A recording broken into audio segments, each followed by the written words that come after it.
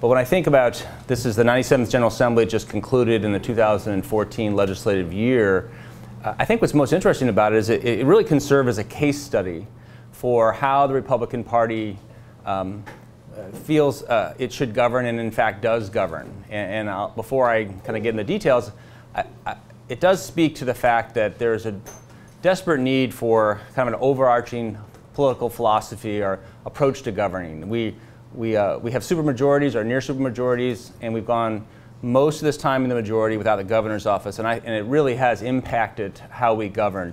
We are in desperate need of either a governor or a cohesive political philosophy with respect to how we govern. So what I would suggest is this is very much a case study as to how the Republican Party feels comfortable and what it does when it governs in the majority, in which it's been for the past decade or so. And so what I mean by that is what many attribute to our party coming to the majority and then ultimately supermajorities has to do with gods and guns. So that was it's interesting. I think the national party, the Democratic Party at the national level, is far to the left in those two areas with respect to Second Right amendments and abortion, and so the Republican Party latched onto those, I think, as they came into the majority. And quite frankly, I think that's where 60% of the electorate is. And if you look at the Democratic statewide candidates when they run, and they've run successfully, they completely embrace Second Amendment rights, and they really downplay the Democratic National Party when it comes to abortion. So with that in mind, what we did this year was we took up both an anti-abortion measure. We passed a 72-hour waiting period, which in the House passed with a decent number of Democratic votes. And then we looked at a variety of different Second Amendment rights bills, ultimately passing a bill that lowered the conceal and carry age and also allowed for conceal and carry in some instances in schools. So the Republican operating philosophy is, okay, we need to go, that's our base, we need to go there. And we need to make sure that we take care of those constituencies. The next, and I'll save education to the end, because what was unique about this session is what actually happened in the debate around education. But let's go to the fiscal approach to governing. And this is where I think I personally am the most concerned, and it's the area where I think that our fallback position is the Republican Party feels as if it's 2005 in how we govern, which is that things are very good, and that government's role in the community is to grow and to expand. Our majorities mostly come from more rural areas. In those rural areas, the largest employer is government, between the government itself and public school system, and a lot of the cultural centers are government centers. So there's a strong desire to bring government back into the community and to expand that. And so if you look at, in broad strokes, our fiscal policy decisions. So much has been made of the fact that we cut taxes for the first time in 100 years. But let's think about what we actually did and dive into how we actually cut taxes, which, first of all, the tax cuts themselves won't even begin until 2017. And the changes in the marginal rates, the highest marginal rate can fall is from 6 to 5.5%. There was a very dramatic change, I think, to the LLC tax, which is it's fine to cut business taxes in general, but we cut one specific type of corporate structures tax, which is, I think, less than perfect. And that rate will fall by a quarter. Now, it'll take not less than 5 years for these to fully phase in, and there are hurdles each year. Government actually has to grow every year and on a 3-year rolling average in order for these changes to take effect. So the tax cut will begin in 2017 under certain circumstances and will not be fully phased in until 2022. So 8 years from now is the soonest it can fully phase in. If you look at our history as a state with respect to revenue flows, it's more than likely that the full phase in the tax cut it'll take every bit of 10 years to fully phase it in. So it was a tax cut in name, but I think hardly a dramatic tax cut, and hardly one that will change behavior. Probably the only behavior that will be changed is you'll have a restructuring of some corporate entities. They'll restructure themselves as LLCs, which that really won't make a big difference in the terms of the economy. The number one priority in the state Senate, though, with respect to fiscal policy, was actually to raise taxes. So much was made of the fact myself and a few other fiscal conservatives filibustered last year in the last week of session a 1% increase in the sales tax. This is a ballot initiative. There's really no difference between, in my mind, going to the ballot for a tax increase and then actually saying you want to increase taxes. Both require a vote of the people. The Hancock Amendment does not.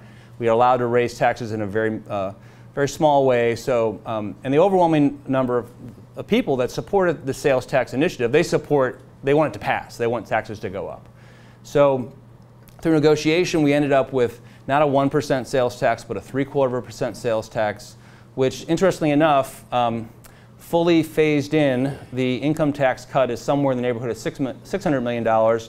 And by the time the income tax cut's fully phased in, the tax increase will be about the same amount. So, and the tax increase will actually go into effect immediately upon passage. So it'll start next year.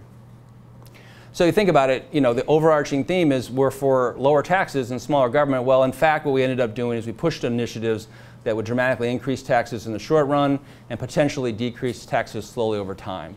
So I think in the best case situation, this is maybe tax policy neutral, but certainly myself and others feel is that this is opposite of the idea of a lower tax structure. Something that also happened, which completely disconcerting, that what flew under the radar, but I think also very inconsistent with where the energy is in the country with respect to fiscal disciplines, but also speaks volumes to how the Republican Party in the majority tends to govern, is that we actually passed overwhelmingly an increase in our debt ceiling. So we in fact do have a debt ceiling in Missouri, and so we voted to raise the debt ceiling $600 million, which is a 45% increase in the debt ceiling.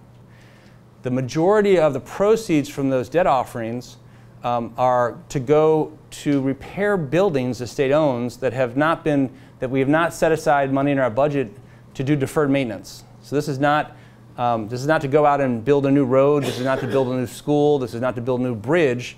In fact, over time, as we've been in the majority, we have consistently, year in, year out, not budgeted for deferred maintenance. Joe Lippick's here, and Joe and I were on Fontbonne University's board at the same time, and I think it was very proud, that board's very proud of the fact that it consistently budgeted for that inevitability, which is you're going to have to replace your buildings at some point. And so think about this. So we've not budgeted appropriately for a long period of time. The consensus opinion is that the deferred maintenance liability is over $1 billion. And so the determination was made, and by a very wide vote, it was voted to raise the debt ceiling and to have a certain percentage of that money go to deferred maintenance. So what it means is in 2014, we took care of pro-life, we took care of Second Amendment people. We raised our debt ceiling to spend that money now to make up for shortcomings in our budgeting, and then we voted to raise taxes immediately and to slowly cut them over time. So I think that's where the Republican Party is with respect to how they govern. I think it remains to be seen if that's where the electorate is. But this is, in my mind, we govern like it's 2003, 2004. At the federal level, we saw huge increase in spending when we had supermajorities. And then in the General Assembly, this is kind of the fallback position. I like to joke that the majority of our Republicans like to govern like mayors, and mayors like to build stuff, and mayors like to cut ribbons, and they like to be moving, the next development. Mayors don't like to sit back, govern, make sure everything's being provided at the lowest cost possible, and if possible, cut their government. So that's not how we operate. So I think this is a textbook example of the operating philosophy, and the idea that this could change is going to have to come it's probably going to have to come from an executive, because the challenge we have with term limits is that every General Assembly has a different speaker. Every speaker has different political ambitions, and so the easy way, what I just described to you, this session makes lots of people happy. So it makes the people that push for tax cuts, they've been made happy, they've gotten their tax cut. Those that push for tax increases, they've been made happy, they got their tax increase. For roads, those that want it's interesting because in the passing of the sales tax initiative, each of us were given a list of all the projects that would take place in our districts. So we're going to go cut lots of ribbons. And then in the passage of the debt ceiling increase, each of us were given a list of all the deferred maintenance projects that would take place in our districts. So again, it was going to be a lot of going out and cutting lots of ribbons. I also, one of the points we made on the floor during the debate is, well, great, we haven't set aside deferred maintenance for any of our buildings, and here we are, we're going to repair and in some cases build additional buildings on, and you all have acknowledged the fact that you're never going to budget for deferred maintenance. We're going to be right back here in 10 years doing the same thing over again. So very discouraging. I think it's safe to say that the net of all those things, there's a small group of us that are really disappointed. Quite frankly, we did all we could to make it, make sure that it wasn't worse. What didn't happen this year, we did not have a surge. There's a huge amount of interest in, well, what leaders like to call an economic development bill. Well, that's code for tax credits. Economic development is we're going to target investments in very specific things, and then those very specific things are going to go out and hire people and create economic activity. And this is the 5th or 6th year that that hasn't happened. That's one of the things that the Conservatives have done a good job of stopping.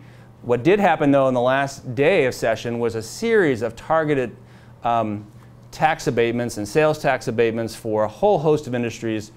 This is lobbyist at work 101. It was, some of these bills were heard in the Senate, some of the bills were only heard in the House. The governor, I think rightly so, came out and kind of chastised the General Assembly for its work those last 24 hours. It's somewhere between $300 and $500 million that would be abated. I'm the only I voted against the entire budget. I knew the budget was out of balance. None of the changes to law in the last 24 hours were reflected in this budget. So I knew the budget before was out of balance. Now it's markedly out of balance. I fully expect the governor to veto the vast majority of those bills, and I would assume his veto would be sustained. So where there was an interesting, the interesting part of the session with respect to kind of historical precedent really it took place in the education sphere. So we had two very pronounced and long and drawn out both committee hearing process and then legislative process. The first concerning the transfer issue. And I know that this institution has long been a proponent of parental choice. And at the end of the day, we actually were able to keep some very small version of parental choice in the ultimate bill. I think the bill itself serves the community extremely well as far as managing this process of the legal right that the unaccredited school children have, which is now it's completely open-ended. They have a tremendous amount of legal right. And then so putting some parameters around for both the receiving schools as well as allowing for the unaccredited schools to remain fiscally viable. The bill accomplishes all those things, those things to a great degree. The school choice option is one that I think on its surface you could say, well, this is hardly a school choice. This is not much there. I think you've got to think it like two or three stages through. So what it does is it allows for, ultimately it will allow for the local component of funding, which is about $7,000 or $8,000, to flow through the parents to a non-religiously affiliated private school that physically exists within the boundaries of the unaccredited districts. So the answer to the question is, in this area, there's only one school like that. So Riverview Gardens, there's one school in the system, but this was meant to create an opportunity for private school operators, and John Brighton's here. He was very instrumental in City Academy and all its goings-ons. That's completely standalone, private. It's supported by both tuition payments as well as a development program. But this would ultimately, in the long run, it would create a funding source for private school operators to consider either simply open up a satellite office in the unaccredited districts, or to open up a standalone, separate facility in the unaccredited districts. And this is kind of playing the long game in that, this is not going to happen overnight, but also if you fall back into this idea that the unaccredited status will be in place for a long period of time, which I think it probably will be, then there's potential for that. What's extraordinary, and I think it shows up in a House vote, is that this is the first time where the education establishment, and establishment should be defined by the department itself, the administrators union, and the teachers union. And sometimes they're all aligned, sometimes they're not. But they were all very much aligned. They are aligned against any private school option, even as slight as this private school option might be. But in the Senate, we were able to pass this bill by a huge majority. I think the vote was 27-4, so super majority, well able to override. And in my 4 years, and for many people's time in the Senate, are in the General Assembly, it was the first time where language was put forward and passed that the establishment was completely opposed to. So in some respects, that was, I mean, that's something to be excited about, but it also reflects just how much of a challenge this is. On the other side of the building, though, I think that vote count, they had 89 votes. That reflects the strength of that establishment. So I know Tim Jones has been a huge proponent of all school choice, and this is the first time he brought a school choice bill to the floor that actually got to a majority of the House. So we're challenged now by the fact that we can override in the Senate, we cannot override in the House, and the governor's more than likely to veto this legislation. And where what's unique in the Senate is, and I think it's going to happen, it's happening across the country, we see it, but in Missouri too, is it's the urban senators who are all Democrats. They've joined forces with the choice, and that's kind of really, I think, the window of opportunity. And then the challenge in the House is that their numbers just aren't as big of the percentage. So in the Senate, that was critical to the success. We had all the St. Louis-based Democratic senators, with the exception of one, all supported the choice initiative. The other big issue for the day in education had to do with Common Core. So it's interesting that we haven't really, much has been made of this. It's passed on Thursday morning. It passed with veto-proof majorities, and that Missouri will be the next state that will ultimately not adopt Common Core standards. So Missouri, since in the early 90s, 93 to 96, when we first developed standards, we had an open and transparent process. It took a year or two, and we developed Missouri standards. Well, that's not how Common Core standards were adopted. They were adopted before they were even finalized. And so now what we've done by law is that we are going to convene that process. That process will take place from October of this year to October of 15. And at the end of that process, Missouri will adopt its own standards. The standards could look a lot like Common Core. They could look nothing like Common Core. But the point of that open and honest and transparent process was to allow people to weigh in and an opportunity that they weren't afforded with the adoption of Common Core standards. That too was something that at the beginning the establishment was completely against, and at the end of the day we actually started to get some allies. It's interesting, on a national level, you've got people who think this is a far right concern. I mean, these are de facto national standards, but over time you've got the far left, the teachers union in particular, are starting to recognize the fact that one of the big ideas behind Common Core is to align all the standards in a consistent way so that a for-profit entity can come in and facilitate the education. And the teachers are starting to recognize that fact. So we were able to draw support from them. So that area, we made some interesting strides. For the first time, we had two substantial pieces of legislation passed that the establishment did not like. We're okay on our right to life and our Second Amendment box are all been checked off. But I think the challenge that the state has everything to do with fiscal issues, and that's where I think it was less than successful. But I think for people looking outside looking in, this is how the Republican Party thinks it should govern, and without dramatic change, I think you can expect that to continue. So with that, I'll open up to any questions.